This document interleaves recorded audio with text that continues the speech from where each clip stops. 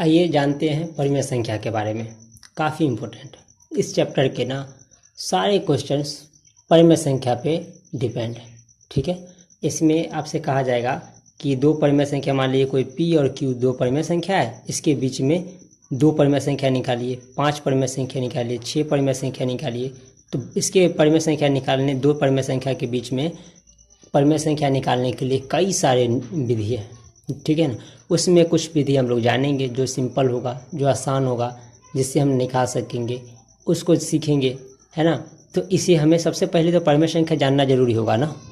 सबसे पहले तो हमें ये जानना होगा कि परिमेय संख्या है क्या। ठीक है, तो चलिए सबसे पहले हम जानने की कोशिश करते हैं परिमेय संख्या है क्या। तो फ्रेंड्स, परिमेय संख्या एक ऐसी राशि है जो एक पूर्णांक को दूसरे पूर्णांक यानी शून्य के अलावा से भाग देने पे मिलती है। यानी परिमेय संख्या जो है, ये मान लीजिए कोई P पूर्णांक है, उसमें Q पूर्णांक से भाग देने, यानी P और Q यहाँ पे क्या है, P और Q क्या है, पूर्णांक है। तो एक पूर्णांक P में पूर्णांक Q से भाग देने पे हमें परिमेय संख्या प्राप्त होता है। ठीक है, जहाँ पे Q बराबर 0 नहीं होना चाहिए, क्योंकि पूर्णांक तो 0 भी है ना, पूर्णांक तो 0 भी है, तो ये 0 नहीं होना चाहिए। Q बराबर 0 कभी भी नहीं होना चाहिए। तो देखिए, तो ये कहलाते हैं आपका परिमेय संख्या। ठीक है, तो देखिए एक बात और जान लेते हैं परिमेय संख्या के बारे में कि देखिए P और Q, एग्जाम्पल लेते हैं 1/2, ये परिमेय संख्या है क्योंकि ये पूर्णांक है, ये भी पूर्णांक है। तो यानी पूर्णांक में जानते हैं कि जब हम जानते हैं पूर्णांक में, आपने अभी स्ट्रक्चर पे इस संख्या रेखा पे देखा था कि इधर प्लस वाले 1 है 2 3 इस टाइप से बहुत सारे, माइनस में ये। तो देखिए यहाँ पे जो है ना, यहाँ पे जो इस संख्या रेखा पे जो भी है ना, 0 को छोड़ दीजिए, 0 को छोड़ के बाकी 0 भी ले लीजिए, सभी के सभी ये परिमेय संख्या हो सकते हैं सभी। देखिए -4 है तो बट्टे में 1 नहीं कर सकते हैं, ये भी परिमेय संख्या होंगे, ये भी P/Q के रूप में है। P भी यहाँ पे पूर्णांक है, Q भी पूर्णांक है। तो केवल कि देखिए यहाँ पे जैसे हम लिखते हैं 2/0, तो हमने कहा कि P बराबर तो यहाँ 2 है और Q बराबर 0 है। यही तो कहा था कि Q बराबर 0 कभी नहीं होना चाहिए, तो ये परिमेय संख्या नहीं होंगे। तो यहाँ यानी कि हम कह सकते हैं जितने भी पूर्णांक हैं वो हमारे सभी के सभी पूर्णांक क्या हो सकते हैं, परिमेय संख्या हो सकते हैं।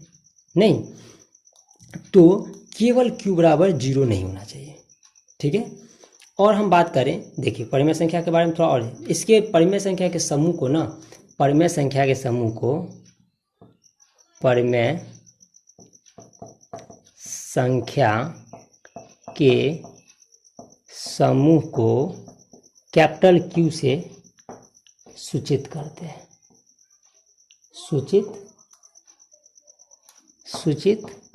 करते हैं। सामान्यतः क्या करते हैं हम, परिमेय संख्या के समूह को कैपिटल Q से सूचित करते हैं। ठीक है फ्रेंड्स, तो परिमेय संख्या हमने कहा कि P/Q के रूप में होना चाहिए, Q बराबर 0 नहीं होना चाहिए। यानी पूर्णांक जितने भी होंगे सब परिमेय संख्या होंगे कि नहीं होंगे। अच्छा, पूर्ण संख्या जो भी होंगे वो भी होंगे परिमेय संख्या। अच्छा, प्राकृत संख्या जो भी होंगे वो भी होंगे। यानी अभी तक जितने भी संख्या पढ़े हैं लगभग सभी के सभी क्या होंगे, परिमेय संख्या होंगे, बशर्ते कि जो हम भिन्न के रूप में लिखेंगे, ये P/Q के रूप में लिखेंगे, तो Q बराबर 0 नहीं होना चाहिए। एक इम्पोर्टेंट बातें और परिमेय संख्या से जुड़ी कि जैसे कि मान लीजिए 2/8 लिखा मैंने, तो ना परिमेय संख्या का एक और रूल होता है कि आप इस दोनों के बीच में ना कोई कॉमन फैक्टर नहीं होना चाहिए, उभयनिष्ठ संख्या नहीं होनी चाहिए। जैसे कि 2 और 8 में 2 कॉमन है, चलिए 4/12 ले लेते हैं, तो इसमें देखिए दोनों के बीच में 2 भी कॉमन है, दोनों के बीच में 4 भी कॉमन है। तो ना ये नहीं होना चाहिए। इसके हम लघुत्तम रूप को लिखेंगे, लघुत्तम रूप से मतलब शॉर्टेस्ट फॉर्म लिखेंगे, वह इसको लिखेंगे 1/3 यानी 1/3, ये परिमेय संख्या। तो हमें ना शॉर्टेस्ट फॉर्म लिखना होगा, P/Q को एक शॉर्टेस्ट फॉर्म में लिखेंगे, P/Q के रूप में लिखेंगे। और P और Q यहाँ पे क्या है, एक पूर्णांक है, पूर्णांक 0 भी है, लेकिन Q बराबर 0 नहीं लेंगे। ठीक है, क्योंकि अगर 0 में कोई भी संख्या मान लीजिए ये मान लीजिए जीरो भी ये क्या है, ये परिमेय संख्या है, जीरो भी परिमेय संख्या है, जीरो भी परिमेय संख्या है, इसमें हम 2 से भाग दे देते हैं। यहाँ पे कुछ भी लिख लीजिए ना, कोई भी संख्या n से भाग देंगे ये जीरो ही आना है, यानी ये भी परिमेय संख्या के रूप में लिखा जा सकता है। अगर हम बात करें, देखिए अब कहने का मतलब है एक है, जीरो से भाग देंगे तो इसका तो कोई मान नहीं आता ना, ये तो अनगिनत है ना, इसलिए ये परिमेय संख्या नहीं होगा। क्लियर है फ्रेंड्स? आई होप कि परिमेय संख्या आपको बढ़िया से क्लियर हो गया होगा। यदि ये नहीं समझ पा रहे हैं तो आगे क्वेश्चंस करना काफ़ी मुश्किल होगा। तो अभी हम आगे चल के और भी बहुत सारे क्वेश्चंस और भी बहुत सारे परिमेय संख्या, अपरिमेय संख्या, वास्तविक संख्या और भी बहुत सारे हम संख्या के बारे में डिस्कस करेंगे। तो थोड़ा सा और देख लेते हैं, उसके बाद हम लोग कुछ पहले क्वेश्चंस करेंगे। 9th का फर्स्ट चैप्टर हम लोग पहले कर लेंगे, उसके बाद सेकेंड चैप्टर में जो है ना अपरिमेय संख्या से जुड़े क्वेश्चंस है। पहले फर्स्ट चैप्टर में केवल और केवल परिमेय संख्या से जुड़े क्वेश्चंस है, तो सबसे पहले हम लोग उसके फर्स्ट चैप्टर को कर लेंगे, सॉल्व कर लेते हैं, उसके बाद हम लोग आगे बढ़ेंगे तो डिस्कस करेंगे अपरिमेय संख्या के बारे में। ठीक है, तो चलिए कुछ और चीज़ें इसमें देख लें, इससे जुड़े परिमेय संख्या से जुड़े कुछ और बातें हैं उसको भी जान लेते हैं, फिर बढ़ते हैं आगे। देखिए सो परिमेय संख्या से जुड़े ना कुछ ये भी बातें जान लेते हैं। तो परिमेय संख्या के जो परिमेय संख्या हैं उसके जोड़ और गुना एडिशन और मल्टीप्लिकेशन के लिए कुछ बीजगणितीय नियम को जानेंगे, अलजेब्रिक लॉ को जानेंगे। ठीक है फ्रेंड्स, तो परिमेय संख्या से जुड़े जो जोड़ और गुना के नियम में सबसे पहला नियम होता है समवर्ग नियम, क्लोजर लॉ। क्लोजर लॉ, समवर्ग नियम, इसमें हम जानेंगे पहले जोड़ के लिए नियम, फिर जानेंगे इसके गुना के नियम। ठीक है ना, फिर सेकंड है क्रम विनिमय नियम। अच्छा, ये सब नियम आई होप कि आप 7th में ज़रूर पढ़े होंगे। ठीक है ना, ये 7th में ये था। ठीक है ना, आप पढ़े होंगे 7th 8th में ये चीज़ें था, इसका काफ़ी ज़्यादा यूज भी आप लोगों ने किया था। यहाँ पे जान लीजिए, इससे जुड़े क्वेश्चंस बहुत सारे कम हैं बट इससे जानना जरूरी है। ठीक है ना, सो यदि हम लोगों ने बात किया है और परिमेय संख्या से जुड़ी हुई है तो हम लोग बात कर लेते हैं, अदरवाइज ये उतना इम्पोर्टेंट अभी तो है नहीं, पहले से आप पढ़ भी चुके हैं, तो फिर भी एक बार रिवाइज कर लेते हैं। ठीक है ना, और आगे बढ़ते हैं। इसके बाद हम लोग एक्सरसाइज करने वाले हैं और काफ़ी एंजॉय करेंगे एक्सरसाइज करते हुए, क्योंकि हमें अब सारी चीज़ें बेसिक इन्फॉर्मेशन जितनी भी चाहिए थी इस चैप्टर का एक्सरसाइज 1 के लिए, वास्तविक संख्या के लिए, वो सभी चीज़ें हमें जान लिए हैं, हम लोगों ने जान लिया है। तो समवर्ग नियम पहला है, दूसरा है क्रम विनिमय नियम, तीसरा है सहचार्य नियम और चौथा है तत्समक नियम। और इसमें प्रतीप या प्रतिलोम अवयव का अस्तित्व, यानी इसका अपोजिट वाले नियम है ना, काट नियम, और 7वां है आपका वितरण या बंटन यानी डिस्ट्रीब्यूशन लॉ के बारे में। ठीक है ना, काट नियम, कैंसलेशन लॉ। तो ये सभी नियम को 1 by 1 जोड़ के लिए भी देखेंगे यानी एडिशन के लिए भी, और मल्टीप्लिकेशन यानी गुना के लिए भी देखते हैं। आइए सबसे पहले जानते हैं समवर्ग नियम क्या होता है। तो देखिए ये सबसे पहला है समवर्ग नियम। ठीक है, क्लोजर लॉ क्या होता है, यदि ए और बी है ना दो परिमेय संख्या हो, ये ए और बी दो परिमेय संख्या हो, तो ए बी और ए गुने बी या ए बी परिमेय संख्या होगी। कहने का मतलब ए मान लीजिए कि 2 है, बी जो है 1/2 है, तो यहाँ पे ए जोड़ बी यानी 2 जोड़ 1/2 यानी ये हो जाएगा ना, ये इतना है ना, यानी 5/2। या देखिए तो कहा गया कि ए और बी दो परिमेय संख्या हो तो ए बी भी जो होगा ना वो भी परिमेय संख्या होना चाहिए, या ए इंटू बी भी परिमेय संख्या होना चाहिए, या ए बी भी परिमेय संख्या होगा। कहने का मतलब देखिए यहाँ पे ए था 2, मान लिया मैंने कोई भी ये भी परिमेय संख्या ये भी परिमेय संख्या है, दोनों को हमने जोड़ा तो ये हो गया आपका 5/2। देखिए ये भी परिमेय संख्या ये भी परिमेय संख्या और ये भी परिमेय संख्या है कि नहीं, P/Q के रूप में, और Q = 0 नहीं है। देखिए ए और बी के लिए बात करते हैं, तो ए इंटू बी यानी 2 गुने 1/2, ये 2 से 2 कट जाएगा, ये भी परिमेय संख्या है। और इसका ये जो फॉर्म है ना, ये दोनों इसको भी हम मल्टीपल में ही करते हैं, यानी ए बी का भी मान इतना ही आएगा। कहने का मतलब आप समझे कि नहीं, ए और बी दो परिमेय संख्या है, तो ए बी का ए प्लस बी भी उतना ही, मतलब ये भी परिमेय संख्या होगा, ये भी परिमेय संख्या, ये भी परिमेय संख्या ही होगा। आइए समझते हैं ए प्लस बी के लिए इसके चिन्ह के बारे में थोड़ा समझ लेते हैं कि कब कैसा चिन्ह होगा। कहा गया है कि यदि ए और बी दोनों धनात्मक हो, यानी जैसा कि अभी हम लोगों ने लिया है दोनों धनात्मक है, ऋणात्मक नहीं लिया है ना, दोनों धनात्मक है, तो ए प्लस बी धनात्मक होगा। देखिए ए प्लस बी 5/2 ये भी धनात्मक है कि नहीं। तो यदि ए और बी दोनों धनात्मक होगा तो ए प्लस बी भी क्या होगा, धनात्मक। ए और बी माइनस यानी ऋणात्मक होगा, मान लीजिए ये ऋणात्मक है, ये भी ऋणात्मक है, तो ये जो ऋणात्मक है ये भी ऋणात्मक है, तो ये भी ऋणात्मक हो जाएगा, नहीं हो जाएगा, करके देख लीजिए, है ना, ये करके देख लीजिए दोनों ऋणात्मक होगा कि नहीं होगा। अच्छा, अगर ये भी माइनस में है, ये भी माइनस में है, तो यहाँ पे सॉरी इसके लिए हम नहीं बात करेंगे, अभी हम केवल प्लस के लिए ए प्लस बी के चिन्ह के लिए बात कर रहे हैं, ठीक है ना। तो ये अगर ए और बी दोनों ऋणात्मक है तो ए प्लस बी के चिन्ह के लिए क्या होगा, वो भी धनात्मक है तो धनात्मक होगा, ऋणात्मक है तो ऋणात्मक होगा। देखिए यदि ए धनात्मक हो, हम बात कर रहे हैं यदि ए धनात्मक, जैसे कि मान लिया ए 2 ले लिया, ठीक है, और बी ऋणात्मक हो, बी मान लो कि हमने लिया, चलो इसको 2/3 ले लेते हैं और इसे 3/4 ले लेते हैं, कहते हैं कि बी जो है सो क्या है, बी ऋणात्मक हो, बी ऋणात्मक हो तो क्या होगा, तो देखिए दो नियम है, ए धनात्मक होगा तो बी, ए धनात्मक हो और बी ऋणात्मक हो, ए धनात्मक और बी ऋणात्मक हो, तो ए और बी का जो मान होगा ना, ए और जो बी का मान जो होगा क्या होगा, ए संख्यात्मक, ए का जो संख्यात्मक मान होगा ए और बी ऋणात्मक होगा, यस, ए और बी, ए का जो मान है धनात्मक है और बी का मान ऋणात्मक है, तो ए प्लस बी ऋणात्मक होगा।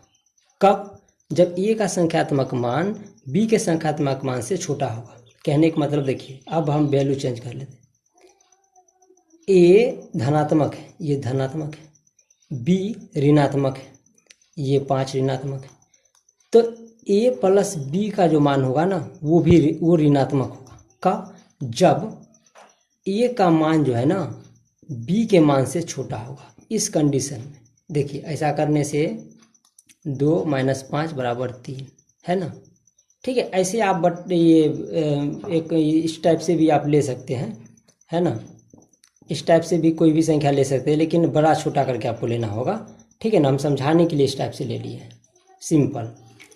तो अब देखिए सेकेंड होगा कि यदि ए ग्रेटर देन बी होगा, ए बड़ा होगा बी के मान से, तो ये ए बी का मान ऋणात्मक होगा यदि ए का संख्यात्मक मान बी के संख्यात्मक मान से छोटा होगा। देखिए ये हमने दोनों में वही लिख दिया है, ये अब हम ऋणात्मक नहीं धनात्मक कर लेते हैं, ठीक है, धनात्मक कर लेते हैं। कब धनात्मक होगा, जब ए ग्रेटर देन बी हो जाएगा, यानी ये मान लीजिए कि ये दूसरे एग्जाम्पल ले लेते हैं, ए अगर मान लीजिए 5 है और बी मान लीजिए 3 है। अच्छा, ये कह रहा है कि ए धनात्मक लेना है, ये ऋणात्मक लेना है, तो ये ए और बी का मान क्या हो जाएगा, 5 - 3 यानी 2, तो हो गया ना धनात्मक। तो यही आपको समझना था, ठीक है। ये आपको नहीं दिख रहा होगा, चलिए दिखा देते हैं थोड़ा सा, है ना। तो ए हमने लिया 5 धनात्मक, ये ऋणात्मक लिया, तो ए प्लस बी का मान हमें धनात्मक आया। कब, जब ए ग्रेटर देन बी हुआ। समझ में आया कि नहीं फ्रेंड्स, समझ में आना तो चाहिए, है ना, काफ़ी आसान था। तो हम लोगों ने जाना संवर्ग नियम में कि ए और बी दो परिमेय संख्या है, तो उसके ए प्लस बी का भी मान परिमेय संख्या होगा, ए गुने बी का भी मान होगा, ए और बी का भी परिमेय संख्या होगा। अच्छा, ए और बी के लिए तो ए क्या होगा, ए बी और ए गुने बी और ए बी, तो ये समझ लिया। और हमने ये भी जाना ए प्लस बी के चिन्ह के बारे में भी जाना कि कब वो धनात्मक होगा और कब ऋणात्मक होगा। आई होप समझ गए होंगे। अब हम ए इंटू बी के लिए बात करते हैं, ए इंटू बी के चिन्ह के लिए बात करते हैं, ठीक है। चलिए हम इतना लिख के नहीं, हम सिंपली आपको ऐसे ही समझा दे रहे हैं, ठीक है ना, कि कब कैसा क्या होगा, ठीक है। चलिए अब मान लीजिए फ्रेंड्स, हम क्या करते हैं, ए इंटू बी के लिए, है ना, मान लीजिए एक धनात्मक हो, ए क्या हो, पॉजिटिव हो, बी भी पॉजिटिव हो, तो क्या होगा, ए इंटू बी क्या होगा, ए इंटू बी क्या होगा फ्रेंड्स, ये भी पॉजिटिव ये भी पॉजिटिव है, तो बिल्कुल ये भी पॉजिटिव ही होगा, नहीं होगा। एग्जाम्पल ले लेते हैं, मान लीजिए ये 2 है, ये 3 है, तो ये ए इंटू बी 2 गुने 3 कितना होगा, 6, ये भी पॉजिटिव होगा। यदि देखिए, यदि ये ऋणात्मक लेते हैं, बी भी ऋणात्मक लेते हैं, तो ए इंटू बी क्या हो जाएगा, ये माइनस माइनस ये पॉजिटिव हो जाएगा। जैसे एग्जाम्पल देखिए, ये 3 है और ये 2 ले लिया, तो -3 -2, तो अगर ये ए ऋणात्मक हो बी ऋणात्मक हो तो ये क्या हो जाएगा, दोनों पॉजिटिव हो जाएंगे, क्योंकि आप जानते हैं कि गुना में ये plus plus plus minus minus plus plus minus minus और माइनस प्लस माइनस होता है, तो यहाँ से, ठीक है ना। तो और समझते हैं इसको, देखिए यदि ए पॉजिटिव ले और बी नेगेटिव ले तो क्या होगा, तो ए इंटू बी क्या हो जाएगा, आपका नेगेटिव हो जाएगा। कैसे, जैसे कि यहाँ से आप समझिए ना, ये यहाँ से, ठीक है ना, एग्जैक्टली वैसे ही अगर ए हम नेगेटिव ले और बी पॉजिटिव ले तो भी ए इंटू बी ऋणात्मक होगा। तो यही चिन्ह के बारे में हमको संवर्ग नियम में समझना था, प्लस ये जोड़ के लिए भी और गुना के लिए भी। आई होप बढ़िया से आपको क्लियर होगा, ठीक है फ्रेंड्स। आगे बढ़ते हैं, जानते हैं हम क्रम विनिमय नियम के बारे में, कम्यूटेटिव लॉ के बारे में। तो आइए जानते हैं कम्यूटेटिव लॉ यानी क्रम विनिमय नियम को। तो क्रम विनिमय नियम जोड़ के लिए क्या होता है, A plus B equal to B plus A, यानी हम लिख सकते हैं 5 जोड़ 6 बराबर 6 जोड़ 5। देखिए दोनों केस में हमें रिजल्ट सेम ही मिलता है। इसलिए देखिए कोई भी जो नियम बना हुआ है ना, जितने भी नियम बने हुए हैं, कहीं ना कहीं सारे नियम जो है एक सिद्ध किए हुए नियम है, ठीक है। चाहे कोई भी हो, ज्योमेट्री का हो, अलजेब्रिक हो, हर नियम सब पहले से ही सिद्ध किया हुआ है, इसलिए वो नियम है। देखिए गुना के लिए हम लिख सकते हैं 5 इंटू 6। देखिए कुछ भी आप ले सकते हो संख्या, जरूरी नहीं है कि 5 6 लो, और इसके 6 इंटू 5 ये दोनों बराबर होंगे, है ना, ये होगा 30, ये भी 30, तो हम ऐसा लिख सकते हैं 5 इंटू 6, तो 6 इंटू 5 भी लिख सकते हैं। यही होता है कम्यूटेटिव लॉ, यही होता है क्रम विनिमय नियम। आगे चलते हैं सहचर्य नियम की तरफ। देखिए सहचर्य नियम क्या है कि यदि हमें ए बी सी 3 परिमेय संख्या, अभी तक हम बात कर रहे थे 2 परिमेय संख्या की, अब हम बात करते हैं 3 परिमेय संख्या की, ठीक है। तो देखिए ए और बी सी 3 परिमेय संख्या है, यहाँ पे भी हम एग्जाम्पल ले लेते हैं 1 2, तो उसे हम ए प्लस बी प्लस सी, यानी पहले ए बी को जोड़ लेंगे फिर सी को जोड़ लेंगे। सेकेंड इसमें क्या करेंगे, ए बी प्लस सी में पहले बी और सी को और फिर ए को जोड़ लेंगे, और ये 3 तरह से हम सहचर्य नियम को लिख सकते हैं। जैसे एग्जाम्पल में देखिए 2 है, 3 है और 4 कोई संख्या है, तो सबसे पहले हम इसमें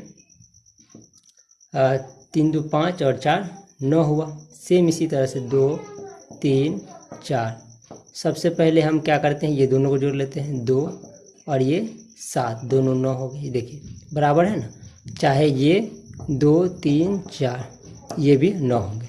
यानी सहचर्य नियम में भी ये जोड़ के लिए हुआ, मल्टीपल के लिए भी एग्जैक्टली सेम होता है, ठीक है ना। तो मल्टीपल में भी देख लेते हैं, 2 इंटू 3 इंटू 4, और यहाँ पे है 2 इंटू 3 इंटू 4, तो 2 इंटू 3 इंटू 4। तो क्या करेंगे हम, यहाँ पे देखिए सबसे पहले इस दोनों को मल्टीपल करते हैं, है ना, तो ये 6 इंटू 4 24 हो जाएगा। यहाँ देखिए 2 इंटू ये हो जाएगा 4 3 12, तो 24। यहाँ पे 3 दूना 6 और चौक 24। तो देखिए तीनों केसेस में रिजल्ट हमको सेम मिला कि नहीं मिला। तो यही होते हैं सहचर्य नियम। सहचर्य नियम 3 परिमेय संख्या के लिए, गुणा के लिए भी था और जोड़ के लिए भी हम लोगों ने समझा। आइए जल्दी जल्दी हम लोग बाकी के भी नियम पढ़ लेते हैं।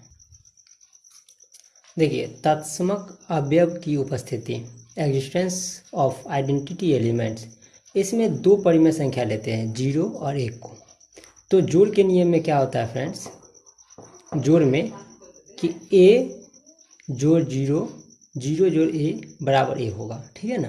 देखिए जैसे कि एक परिमेय संख्या है, मान लीजिए 2 है जोड़ 0, कितना प्राप्त होगा, या 0 जोड़ 2 हमें 2 ही प्राप्त होगा, है ना।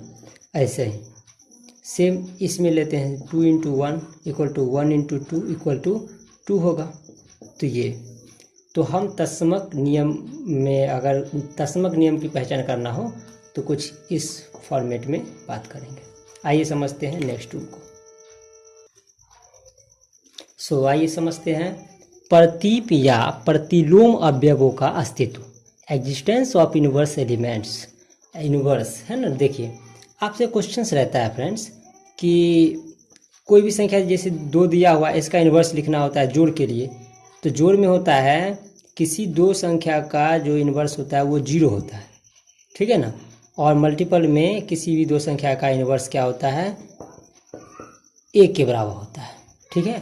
तो जोड़ के लिए देखिए कोई प्रत्येक परिमेय संख्या a के लिए परिमेय संख्या -a मिलती है, किस में, है ना, a प्लस माइनस, ये -a = क्या होना चाहिए, -a प्लस a = 0। यानी सीधी से मतलब ये समझिए कि ये प्रतीप या प्रतिलोम अवयव का मतलब होता है किसी भी 2 परिमेय संख्या के जोड़ने से 0 प्राप्त हो जोड़ में, और गुना में हमें 1 प्राप्त हो। बस सिंपल भाषा में आप ये समझिए, उससे ज़्यादा कुछ नहीं, ठीक है। चलिए आगे बढ़ते हैं। आइए समझते हैं काट नियम, कैंसलेशन लॉ, ठीक है। तो ये क्या होता है कि जब 2 परिमेय संख्या यानी कि b बराबर c हो, तो उस केस में हम क्या लिख सकते हैं, a + b = a + c, यानी 2 जोड़ 3 बराबर में हम लिख सकते हैं 2 जोड़ 3। कहने का मतलब यहाँ पे देखिए b के जगह पे 3 है और c के जगह पे 3 है। जब b बराबर c होगा तब हम ऐसा लिख सकते हैं, है ना। इस केस में b और c बराबर होगा तो हम क्या लिख सकते हैं, b जोड़ a जोड़ c + a और एक कॉमन है, तो यहाँ b और c इस केस में बराबर होगा, तो हम ऐसे भी लिख सकते हैं। काट नियम यही होता है, ठीक है ना। ab = ac होगा। देखिए a कॉमन है, लेकिन b और c जब बराबर होगा तभी ये बराबर होगा। जैसे a बराबर 2 ले लेते हैं, b बराबर 3 ले लेते हैं, और c बराबर हम 3 लेंगे, क्योंकि b और c बराबर नहीं करेंगे। देखिए ab यानी 2 × 3 6, और bc ये यहाँ पे ac है ना, तो फिर ये भी होगा 2 × 3 यानी 6। दोनों केस में ये क्या रिजल्ट हमको बराबर होंगे। तो ये था फ्रेंड्स काट नियम, कैंसिलेशन लॉ। आइए लास्ट नियम है जो है क्या, वितरण या बंटन नियम। आइए उसे भी हम समझ लेते हैं, ठीक है।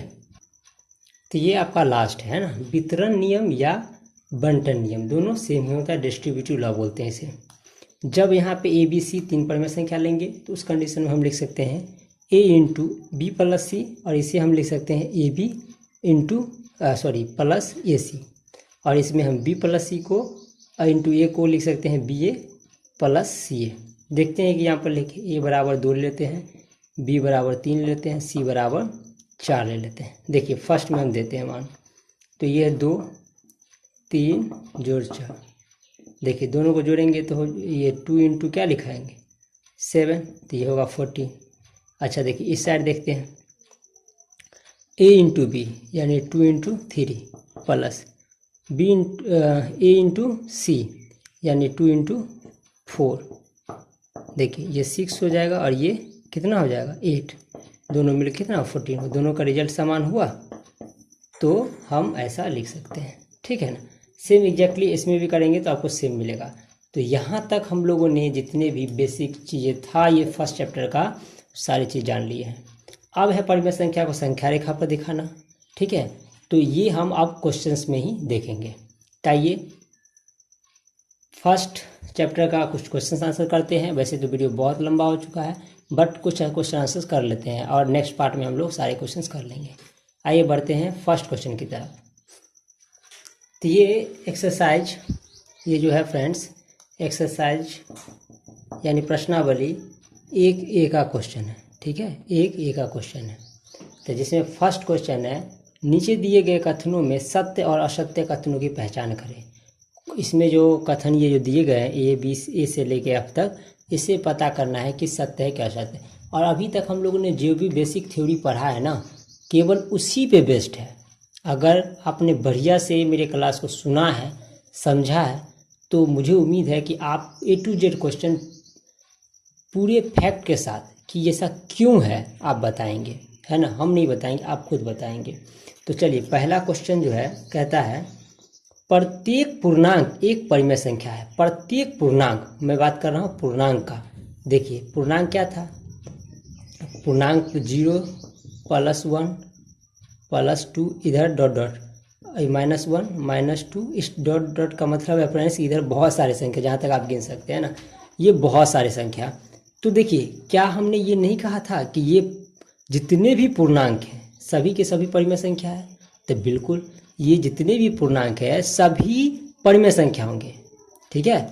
चाहे प्राकृतिक संख्या भी देखो, पूर्णांक जितने भी है ये भी परिमेय संख्या होंगी। देखिए एक बात और क्लियर कर लेते, चलिए ये तो सत्य है, ये क्या है, सत्य है। और इसमें कंसेप्ट समझिए, जितने पूर्णांक है ना ये भी परिमेय संख्या है, ठीक है। अगर हम बात करें प्राकृत संख्या की, तो प्राकृत संख्या पूर्ण संख्या पूर्णांक में है कि नहीं है, तो ये भी होंगे। अगर हम बात करें पूर्ण संख्या की, सारे पूर्ण संख्या क्या परिमेय संख्या है, तो बिल्कुल है। हाँ, ये पूर्ण संख्या में प्राकृत संख्या भी है, तो ये भी परिमेय संख्या होंगे, ये भी परिमेय संख्या। अगर कोई भिन्न की बात करे, कोई भिन्न की बात करे, तो वो भिन्न भी परिमेय संख्या होंगे। तो समझ में आएगी नहीं फ्रेंड्स, ये सारे कॉन्सेप्ट हम लोगों ने डिस्कस अभी किया है। चलिए, तो क्वेश्चन नंबर बी देखते हैं इसका। ये पहला सत्य था, ठीक है। रीजन भी हमने बताया आपको। चलिए, प्रत्येक भिन्न एक परिमेय संख्या, लीजिए दूसरा क्वेश्चन वही है, प्रत्येक भिन्न परिमेय संख्या बिल्कुल है कि नहीं। 2/5 लिख लो, 6/7 लिख लो, 9/11 लिख लो, सब भिन्न है। और ये भी परिमेय संख्या है क्योंकि Q = ≠0 है ना। सारे कंसेप्ट अभी हम सीखे। तो बी भी आपका क्या है, सत्य है। ए भी सत्य हो गया, बी भी सत्य हो गया। प्रत्येक प्राकृत संख्या एक पूर्ण संख्या है। ये तो हम पूर्ण संख्या और प्राकृत संख्या जब डिस्कस कर रहे थे उसी समय ये बात कर लिए थे। क्या है, प्राकृत संख्या क्या था, 1 से लेके 1 2 3 4 5 इस टाइप से बहुत सारे, जितना आप गिन सकते हैं। और पूर्ण संख्या क्या था, पूर्ण संख्या क्या था, है ना, होल नंबर क्या था, 0 से स्टार्ट हो रहा था। तो ये देखिए ना, तो प्रत्येक प्राकृत संख्या देखिए ना, पूरा प्राकृत संख्या जो है ये सभी के सभी होल नंबर में है कि नहीं, पूर्ण संख्या में है कि नहीं, तो बिल्कुल है। तो ये भी आपका सत्य होगा। 3 भी क्या है, सत्य होगा। आइए डी समझते हैं। डी में प्रत्येक पूर्णांक एक पूर्ण संख्या है। प्रत्येक पूर्णांक की हम बात कर रहे हैं। क्या कर रहे हैं हम, प्रत्येक पूर्णांक है ना। तो प्लस माइनस सभी, देखिए पूर्णांक होता है प्लस में भी और माइनस में भी, प्लस में भी और माइनस में भी होता है। आप बताइए, क्या पूर्ण संख्या केवल होती है यहाँ से लेके 0 से लेके पॉजिटिव वाली? तो बताइए, क्या ये नेगेटिव वाले हैं इसमें? तो ये क्या हो जाएंगे, असत्य। समझे कि नहीं, है ना, कि ये पूर्ण संख्या केवल 0 से और पॉजिटिव धनात्मक वाले होते हैं। ऋणात्मक वाले भी पूर्णांक है, तो ऋणात्मक वाले तो पूर्ण संख्या में नहीं होती है, इसीलिए ये असत्य है। आइए ई पे समझते हैं। प्रत्येक पूर्ण संख्या यानी कि ये 0 और पॉजिटिव में जितने भी हैं सारे प्राकृत संख्या है। प्रत्येक पूर्ण संख्या प्राकृत संख्या है। देखिए प्रत्येक प्राकृत संख्या, देखिए ये 0 को छोड़ दीजिए, पूरी प्रत्येक प्राकृत संख्या तो पूर्ण संख्या है। ये सभी तो प्राकृत संख्या यहाँ से लेके, लेकिन 0 जो है ना प्राकृत संख्या में नहीं है, इसका मतलब ये गलत हो गया, ये गलत हो गया। चलिए ई की बात, एफ की हम बात कर लेते हैं। प्रत्येक परिमेय संख्या एक पूर्णांक है। प्रत्येक परिमेय संख्या एक पूर्णांक है। देखिए पूर्णांक में प्लस माइनस सब आ जाता है। अब देखिए 2/3, 5/9, 11/10, देखिए ये सभी परिमेय संख्या है, लेकिन क्या ये पूर्ण संख्या है? नहीं है। हाँ, पूरे पूर्णांक, सारे पूर्णांक परिमेय हो सकते हैं, लेकिन सभी परिमेय संख्या पूर्णांक नहीं हो सकते हैं। समझ में आया कि नहीं फ्रेंड्स? मुझे उम्मीद है कि ये तो आसानी से ही समझ में आया होगा, क्योंकि अभी तक हम लोगों ने जितने कंसेप्ट सीखा है बिल्कुल उसी पे बेस्ड ये सारी चीज़ें हैं। फिर भी नहीं समझ में आए तो मुझे आप कांटेक्ट कर सकते हैं, व्हाट्सएप नंबर डिस्क्रिप्शन में दिया हुआ है, कमेंट में भी दे देंगे, आप मुझे कांटेक्ट कर सकते हैं। चलिए बढ़ते हैं एक्सरसाइज 1A का सेकेंड क्वेश्चन। आइए तो क्वेश्चन नंबर सेकेंड को देखते हैं। सेकेंड नंबर क्वेश्चन में क्या है, रिक्त स्थानों की पूर्ति करें। आपको ना ये खाली जगह दिया हुआ है ना, उसको भरना है। फ्रेंड्स एक बार मैं फिर से बता दूं, ये क्लास 9th का है, 9th का आप मैथमेटिक्स कर रहे हैं, उसमें चैप्टर नंबर 1A का है, प्रश्नावली 1A का क्वेश्चन हम कर रहे हैं, और भारतीय भवन के बुक से कर रहे हैं, टेक्स्ट बुक से नहीं, भारतीय भवन की बुक से। तो भारतीय भवन की बुक है तो आप निकाल के क्वेश्चंस को देखिए, मिलाइए और करिए। देखिए कहता है परिमेय संख्या 2/3 -1/2 और 0 और 5/4 को क्या है, बढ़ते क्रम में। देखिए फ्रेंड्स, यदि क्वेश्चन होता 2, 7, 5, 9, 6 ये क्वेश्चन होता, यदि इसको कहता आपको बढ़ते क्रम में लिखने में, तो कैसे लिखते आप, असेंडिंग ऑर्डर जिसको बोलते हैं, यानी इस पहले छोटे वाले को लिखते है ना, फिर लास्ट में बड़े वाले को, यानी इसके बीच में हमने साइन कैसा देना, ऐसा है ना, ये बड़ा वाला है तो ऐसा, इसी को कहते हैं डिसेंडिंग ऑर्डर में, घटते क्रम में लिखना, ये बढ़ते क्रम, बढ़ते क्रम में। अगर घटते क्रम की बात करें तो इसको घटते क्रम में, यानी सबसे बड़े वाले को पहले लिखते है ना, फिर ये बड़ा वाला, ठीक है ना, तो कुछ ऐसा लिखते आप, ऐसा लिखते ना। लेकिन जब आपको क्वेश्चन जो है सो परिमेय संख्या यानी भिन्न के रूप में दिया हो, तब कैसे करेंगे, ऐसे देखिए 0 आपको इससे बड़ा है, माइनस वाले से 0 बड़ा होता है, यहाँ तक तो क्लियर है। लेकिन अब इसमें और इसमें हमें समझ में नहीं आ रहा है कि कौन बड़ा है कौन छोटा है, तो सभी को हमें क्या करना होगा। चलिए सबसे देखो, माइनस वाले तो पता रहता है, केवल पॉजिटिव में होता है तो क्या करते हैं, तो इसको हम समझते हैं पहले। तो देखो सभी को ना, नीचे में हर को ना हम एक जैसा कर लेते हैं, और एक जैसा क्या करेंगे, 2, 3, 6, तो सभी को हमें बराबर कर लेंगे। तो इसका न सभी का एलसीएम ले सकते हो आप, क्या करेंगे, 2, 3, 6 का एलसीएम लेंगे, तो एलसीएम आपको 6 निकलेगा इसका एलसीएम लेने पे, है ना। तो आप सभी के नीचे में 6 कर दो, 2/3 को नीचे में 6 करना है ना, तो 2 से गुना, तो ऊपर में भी 2 से गुना करेंगे, ठीक है। तो क्या करेंगे हम, देखिए 2 दूना 4 बट्टे में 6, ठीक है। देखिए 1/2 -1/2 को क्या करेंगे, इसको हम मिटा देते हैं, ठीक है।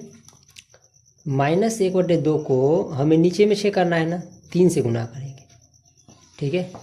तो ये -3/6, 0 को तो किसी से भी कर लो वैसे ही रहना है, 5/6 है ही। अब देखिए, अब क्या समझना है हमें कि नीचे में देखिए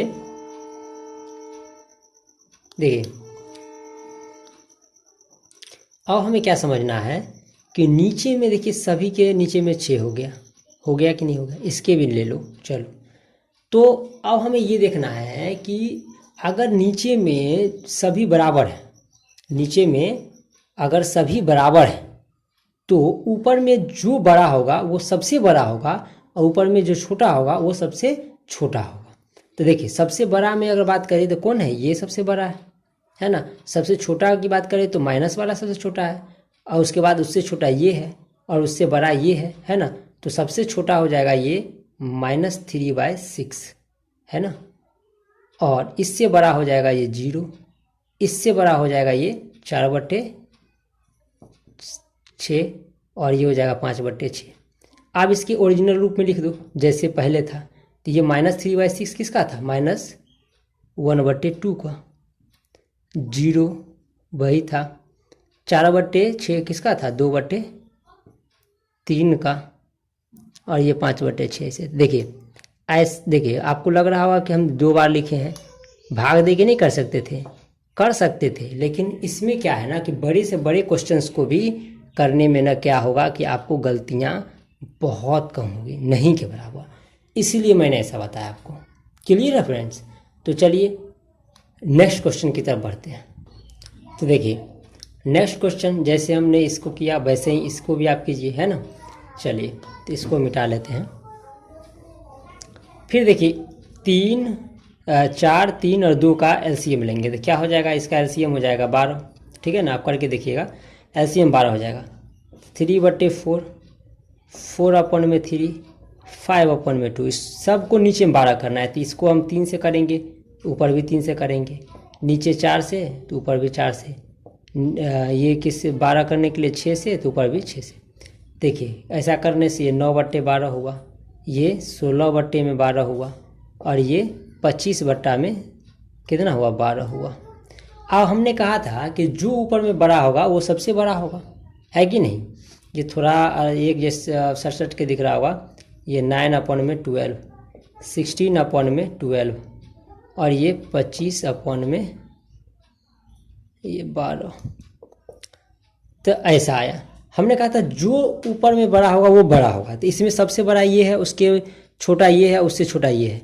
आपको घटते क्रम में लिखना है तो सबसे बड़े वाले को पहले लिखना होगा, है ना।